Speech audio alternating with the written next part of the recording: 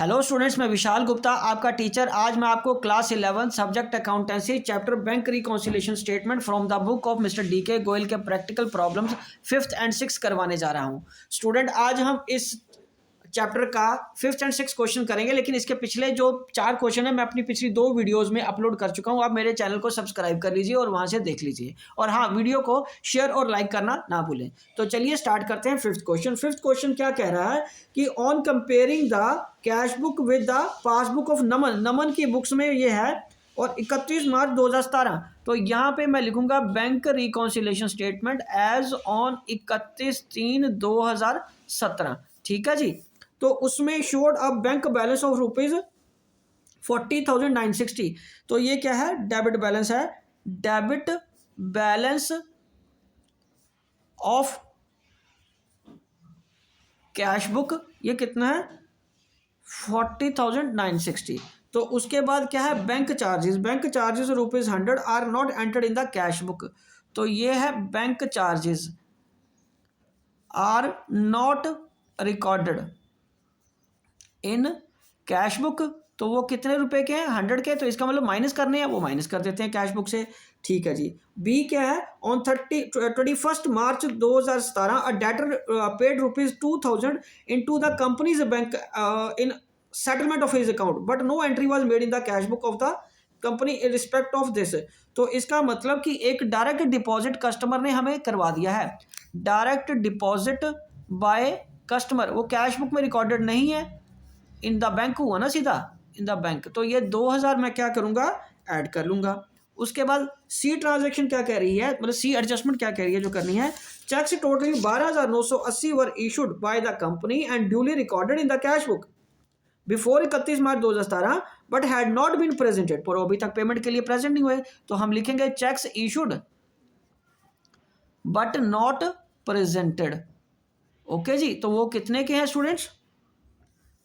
12,980 के, क्योंकि क्या है, पासबुक में माइनस नहीं हुए, वहां तो बैलेंस में ऐड ही है ना। तो यहां भी हम स्टेटमेंट में ऐड करके देखेंगे ताकि बैलेंस कैश बुक के साथ मिल जाए।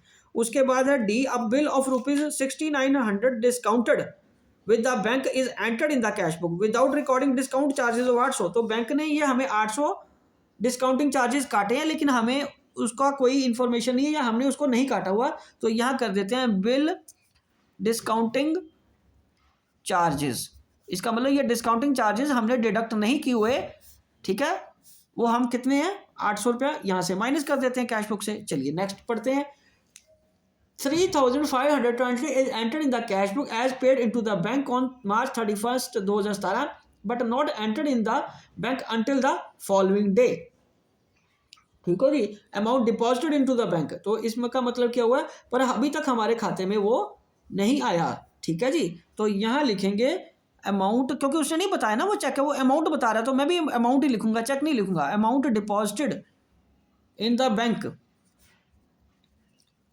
ठीक है, चेक भी लिख सकते हैं, क्योंकि चेक ही है ना जो अभी तक क्लियर नहीं हुआ। चेक या अमाउंट कुछ भी लिख लो। Not in the bank, not credited till date. यहाँ टिल डेट का मतलब क्या है? 31 मार्च 2017 तक। ठीक है जी, 31 मार्च 2017 तक हमारे खाते में नहीं है, तो हम भी इसको लेस कर देंगे, क्योंकि पासबुक में तो ये एडेड नहीं है ना।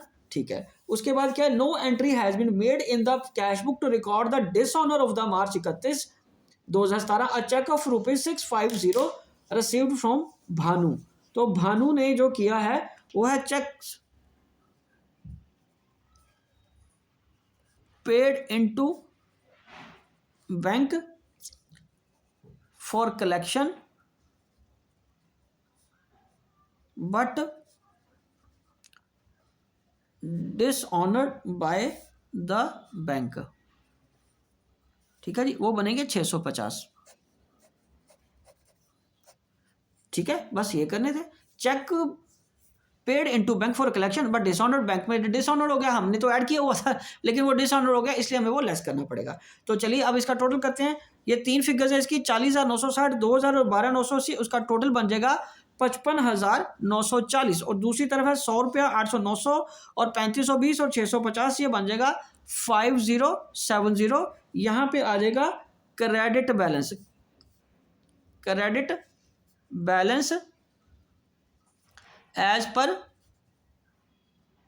पासबुक, ठीक है जी। वो कितना है स्टूडेंट्स, यहाँ पे 50,870, ठीक है जी। तो ये है हमारा 5th क्वेश्चन। तो एक बार मैं आपको दोबारा दिखा देता हूँ।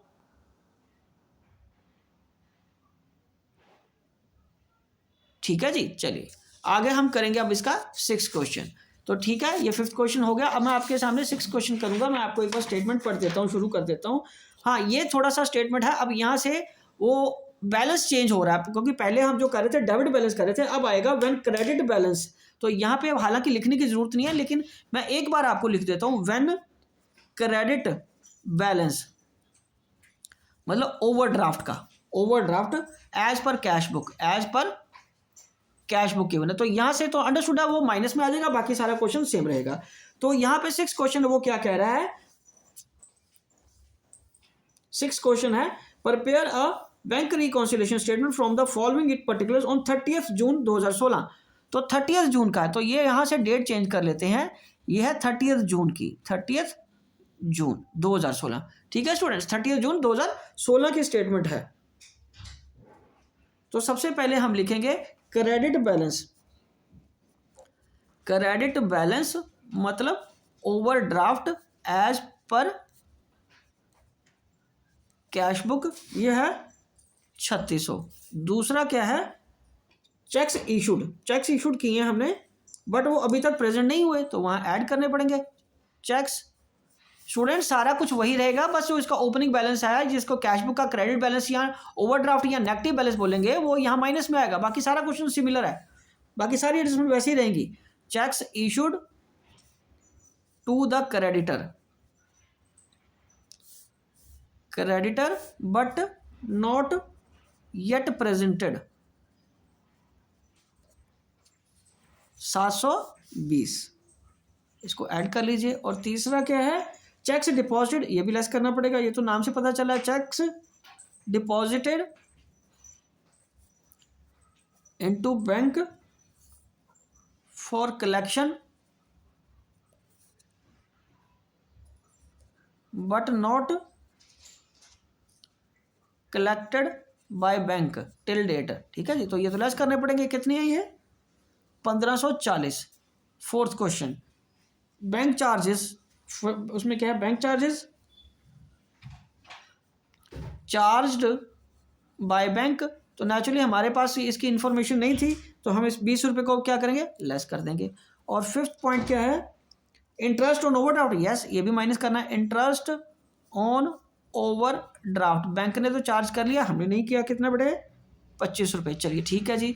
6 क्या है, a customer deposited into our bank account without informing us. तो ठीक है, जो बढ़िया हो गया, वो तो डायरेक्ट पैसा आ गया हमारे खाते में। तो इसमें स्टेटमेंट क्या लिखेंगे, डायरेक्ट डिपॉजिट बाय कस्टमर, हमारे पास कोई इन्फॉर्मेशन नहीं थी, ठीक है। तो इसको हम माइनस कर देंगे 240।